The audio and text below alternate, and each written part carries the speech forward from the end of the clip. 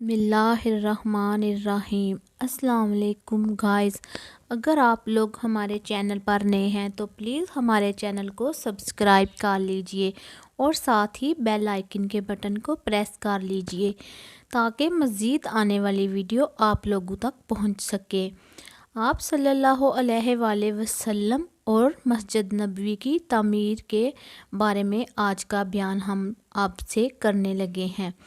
مسجد کے تعمیر کے کام میں تمام مہاجرین اور انصار صحابہ نے حصہ لیا، یہاں تک کہ خود حضور نبی کریم نے بھی اپنے ہاتھوں سے کام کیا۔ آپ صلی اللہ علیہ وآلہ وسلم اپنی چادر میں اینٹیں بھر بھر کر لاتے، یہاں تک کہ سینہ مبارک غبار آلود ہو جاتا۔ صحابہ کرام نے ان حضرت صلی اللہ علیہ وآلہ وسلم کو اینٹیں اٹھاتے دیکھا تو وہ اور زیادہ جان فشانی سے اینٹیں ڈھونے لگے۔ یہاں اینٹوں سے مراد پتھر ہے۔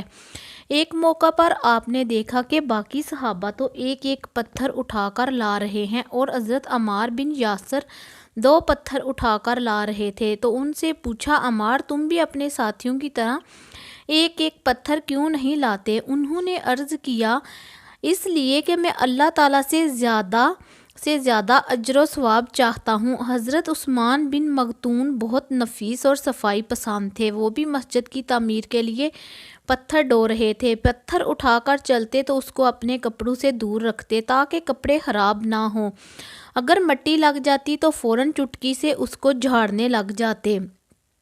دوسرے صحابہ دیکھ کر مسکرا دیتے۔ مسجد کی تعمیر کے بعد حضور اکرم صلی اللہ علیہ وآلہ وسلم اس میں 5 ماہ تک بیت المقدس کی طرف منہ کر کے نمازیں پڑھتے رہے۔ اس کے بعد اللہ تعالیٰ کے حکم سے قبلے کا رخ بیت اللہ کی طرف ہو گیا۔ مسجد کا پہلے فرش کچا تھا، پھر اس پر کنکریاں بچھا دی گئیں۔ یہ اس لیے بچھائی گئی کہ ایک روز بارش ہوئی، فرش گیلا ہو گیا۔ اب جو بھی آتا اپنی جولی میں کنکریاں بھر کر لاتا اور اپنی جگہ پر ان کو بچھا کر نماز پڑھتا۔ تب نبی کریم صلی اللہ علیہ وآلہ وسلم نے حکم دیا کہ سارا فرش ہی کنکریوں کا بچھا دو۔ پھر جب مسلمان زیادہ ہو گئے تو نبی کریم صلی اللہ علیہ وآلہ وسلم نے مسجد کو وسیع کرنے کا ارادہ فرمایا۔ مسجد کے ساتھ زمین کا ایک ٹکڑا حضرت عثمان غنی کا تھا۔ یہ ٹکڑا انہوں نے ایک یہودی سے خریدا تھا۔ جب حضرت عثمان کو معلوم ہوا کہ حضور صلی اللہ علیہ وآلہ وسلم مسجد کو وسیع کرنا چاہتے ہیں تو انہوں نے عرض کیا، اے اللہ کے رسول، آپ مجھ سے زمین کا یہ ٹکڑا جنت کے ایک مکان کے بدلے میں خرید لیں۔ چنانچہ نبی کریم صلی اللہ علیہ وآلہ وسلم نے زمین کا وہ ٹکڑا ان سے لے لیا۔ مسجد نبوی کے بارے میں آپ صلی اللہ علیہ وآلہ وسلم نے ارشاد فرمایا، اگر میری یہ مسجد ثنا کے مقام تک بھی بن جائے، یعنی اتنی وسیع ہو جائے، تو بھی یہ میری مسجد ہی رہے گی، یعنی مسجد نبوی ہی رہے گی۔ اس سے ظاہر ہو رہا ہے کہ آپ نے مسجد نبوی کے وسیع ہونے کی اطلاع پہلے ہی دے دی تھی، اور ہوا بھی یہی۔ بعد کے ادوار میں اس کی توسیع ہوتی رہی اور اس کا سلسلہ جاری ہے اور آگے بھی جاری رہے گا۔ مسجد نبوی کے ساتھ ہی سیدہ عائشہ صدیقہ اور سیدہ سودا کے لیے 2 حجرے بنائے گئے۔ یہ حجرے مسجد نبوی سے بالکل ملے ہوئے تھے۔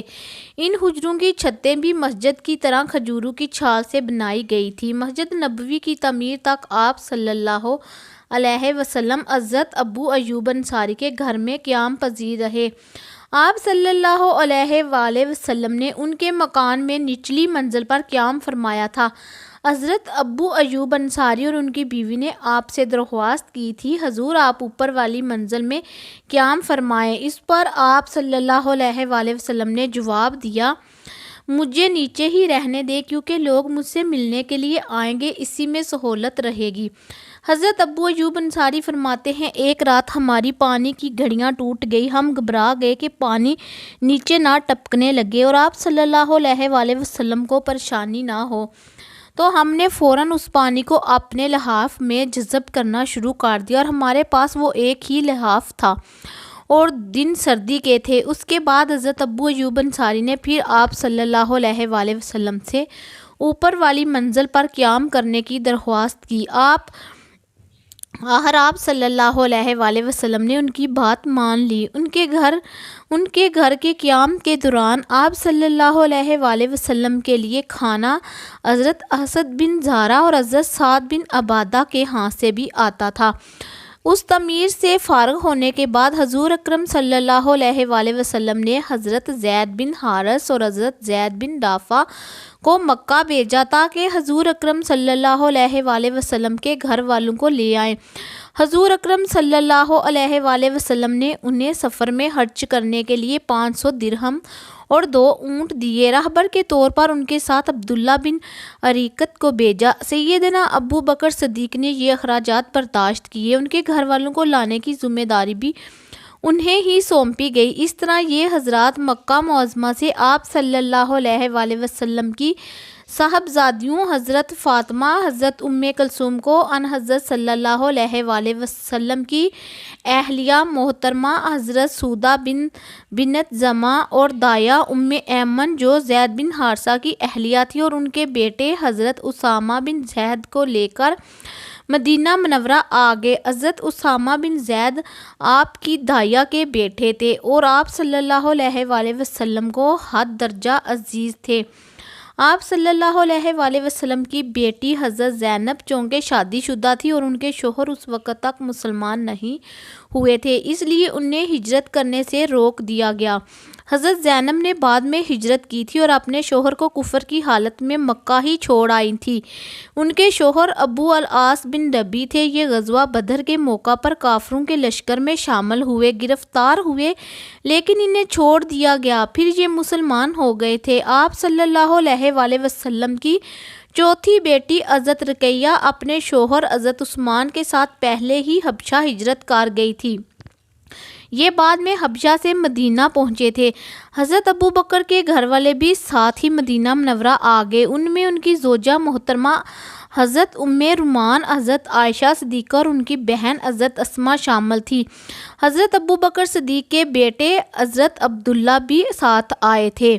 حضرت ابو بکر صدیق کی زوجہ حضرت ام رومان کے بارے میں نبی کریم صلی اللہ علیہ وآلہ وسلم نے فرمایا تھا، جس شخص کو جنت کی حوروں میں سے کوئی حور دیکھنے کی خواہش ہو وہ ام رومان کو دیکھ لے۔ ہجرت کے اس سفر میں حضرت اسماء کو مدینہ منورہ پہنچنے سے پہلے کعبہ میں ٹھہرنا پڑا۔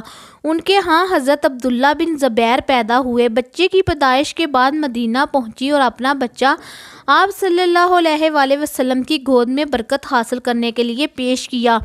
یہ ہجرت کے بعد مہاجرین کے ہاں پہلا بچہ تھا۔ ان کی پیدائش پر مسلمانوں کو بے حد خوشی ہوئی کیونکہ کفار نے مشہور کر دیا تھا کہ جب سے رسول اللہ صلی اللہ علیہ وآلہ وسلم اور مہاجرین مدینہ آئے ہیں ان کے ہاں کوئی اولاد نرینہ نہیں ہوئی کیونکہ ہم نے ان پر جادو کر دیا ہے۔ حضرت عبداللہ بن زبیر کی پیدائش پر لوگوں کی یہ بات غلط ثابت ہو گئی، اس لیے مسلمانوں کو بہت خوشی ہوئی۔ مسجد نبوی کی تعمیر مکمل ہو گئی تو رات کے وقت اس میں روشنی کا مسئلہ آیا۔ اس غرض کے لیے پہلے کھجور کی شاخیں جلائی گئی۔ پھر حضرت تمیم داری مدینہ منورہ آئے تو وہ اپنے ساتھ قندیلیں، رسیاں اور زیتون کا تیل لائے۔ حضرت تمیم داری نے یہ قندیلیں مسجد میں لٹکا دی، پھر رات کے وقت ان کو جلا دیا۔ یہ دیکھ کر حضور کریم صلی اللہ علیہ وآلہ وسلم نے فرمایا، ہماری مسجد روشن ہو گئی، اللہ تعالیٰ تمہارے لیے بھی روشنی کا سامان فرمائے۔ اللہ کی قسم اگر میری کوئی اور بیٹی ہوتی تو میں اس کی شادی تم سے کر دیتا۔ بعض روایات میں ہے کہ سب سے پہلے حضرت عمر فاروق نے مسجد میں قندیل جلائی تھی۔ ویڈیو اچھی لگی ہو تو ویڈیو کو لائک اور ہمارے چینل کو سبسکرائب کر لیجئے، بیل آئیکن کا بٹن بھی ساتھ میں پریس کر لیجئے تاکہ مزید آنے والی ویڈیو آپ لوگوں تک پہنچ سکے۔ کمنٹ باکس میں اپنی رائے کا اظہار کیجئے۔ اللہ حافظ، شکریہ۔